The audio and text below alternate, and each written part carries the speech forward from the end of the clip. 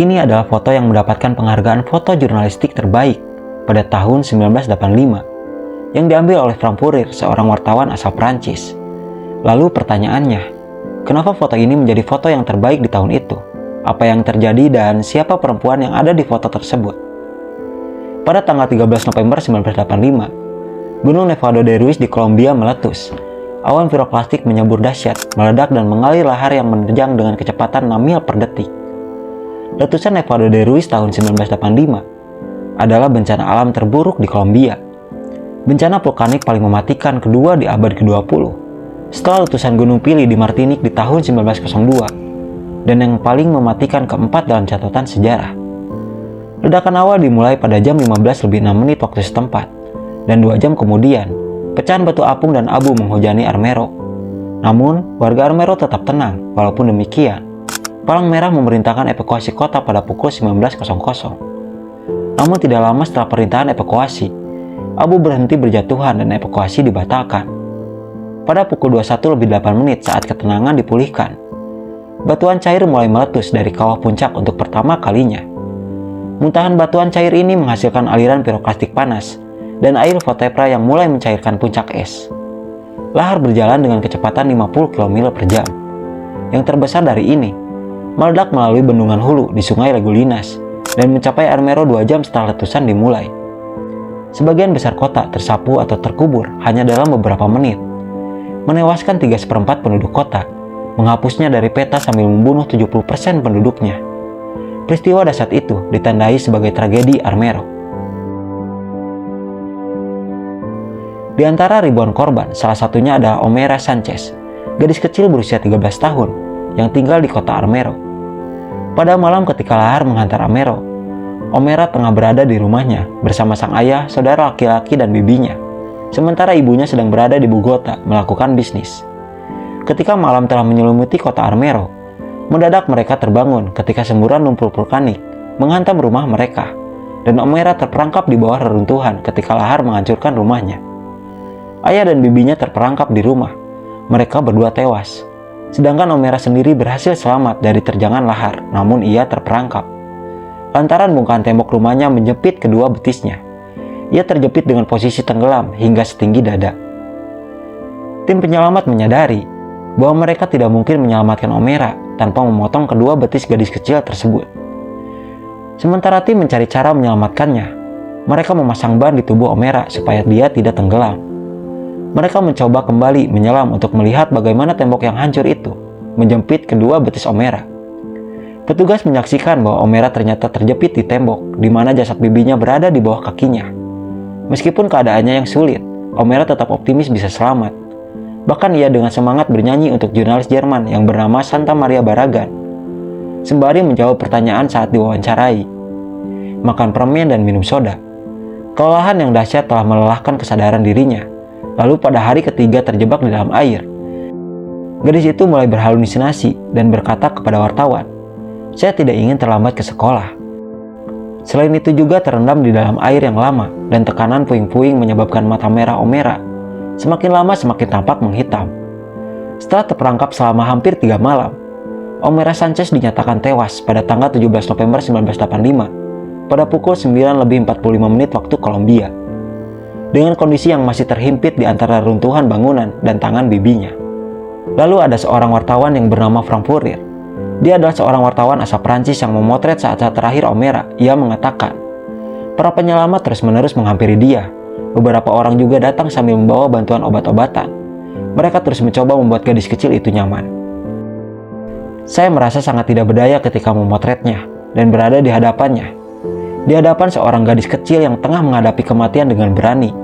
Ia sepertinya sudah bisa merasakan bahwa hidupnya tidak lama lagi. Pada saat itu Omera sudah berada dalam keadaan antara sadar dan tidak.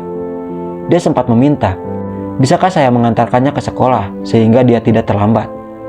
Omera pun meninggal 3 jam kemudian setelah saya memotretnya. Foto itu pun dipublikasikan 6 bulan setelah kematian Omera. Kemudian foto tersebut memenangkan penghargaan World Press Photo of the Years pada tahun 1985. Wajah Omera pun kemudian menjadi sangat terkenal di berbagai negara. Kini dia menjadi simbol dari tragedi Armero. Kuburannya dikunjungi oleh warga setempat dan juga para turis yang tidak henti mendoakannya. dan berharap supaya tragedi itu jangan sampai terulang.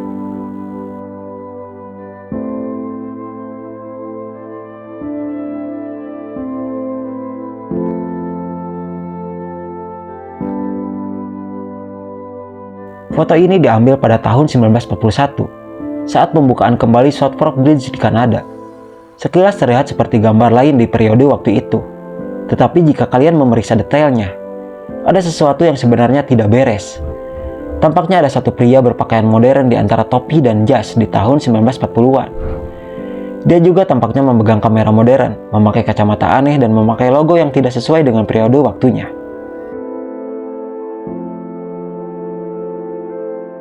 Pada tahun 1964, fotografer Prancis yang bernama Robert Sirch melihat dan mengambil gambar cepat dari apa yang menyerupai makhluk mirip ular raksasa yang sedang beristirahat di dasar laut lepas pantai Queensland, Australia.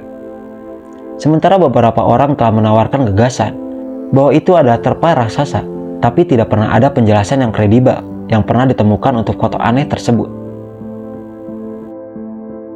Sejak tahun 1940-an, atau mungkin sebelumnya, telah terjadi fenomena cahaya aneh yang teramati di lembah Hasland di Norwegia. Tontonan memiliki bentukan cahaya putih atau kuning yang tidak diketahui asalnya, berdiri atau mengambang di permukaan tanah. Lalu di antara tahun 1981 sampai 1984, cahaya diamati hingga 20 kali per minggu. Tetapi frekuensinya berkurang secara drastis sejak saat itu, hanya muncul sekitar 10 atau 20 kali per tahun. Meskipun penelitian sedang berlangsung dan banyak hipotesis, tapi belum ada penjelasan yang meyakinkan hingga saat ini.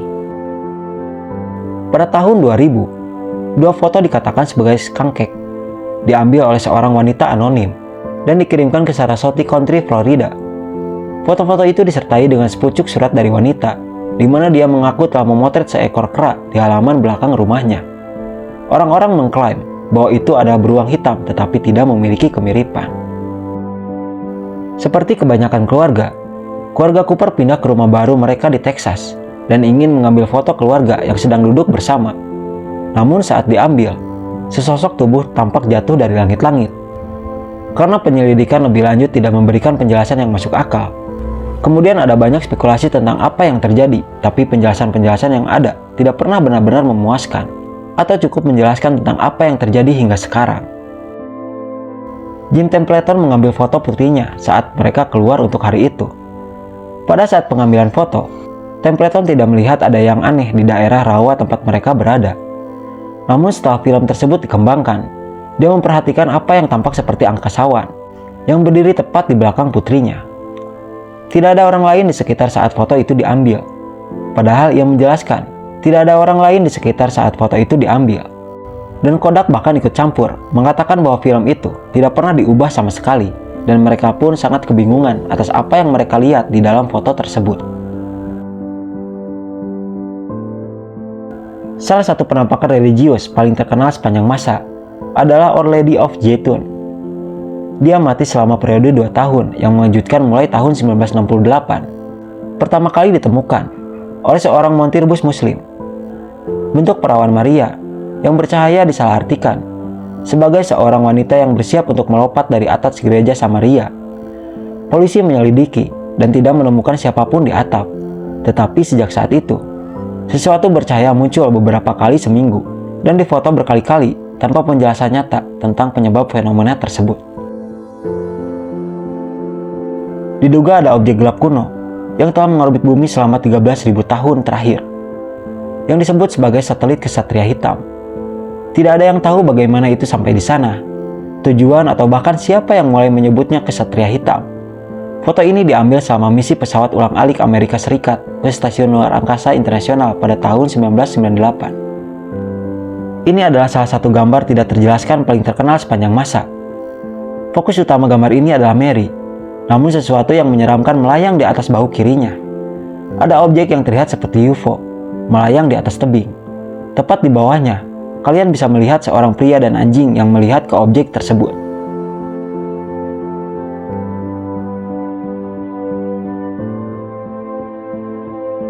Pada tahun 1975, Diana dan Peter Betterlot mengunjungi gereja di Norfolk, Inggris. Saat di gereja, Peter mengambil foto istrinya yang sedang duduk berdoa. Di salah satu bangku gereja setiap kali mereka mengembangkan film tersebut, ada sosok hantu aneh yang duduk di belakang Diana. Ketika mereka kembali ke gereja, seorang pendeta sempat memberitahu mereka bahwa itu adalah wanita kulit putih hantu tabib yang diyakini menghantui gereja. Pada tanggal 20 Mei di tahun 1967, Stefan Michalak berada di hutan dekat Danau Falcon, Matibo, Kanada. Ketika dia melihat dua UFO berbentuk cerutu mendarat di dekatnya. Ketika sebuah pintu terbuka, Michalak mendengar suara-suara lalu mencoba berkomunikasi dengan makhluk di dalamnya. Dia pun mendekati pintu pesawat itu, tetapi tidak bisa melihat apapun di dalamnya, kecuali apa yang dia gambarkan sebagai labirin cahaya.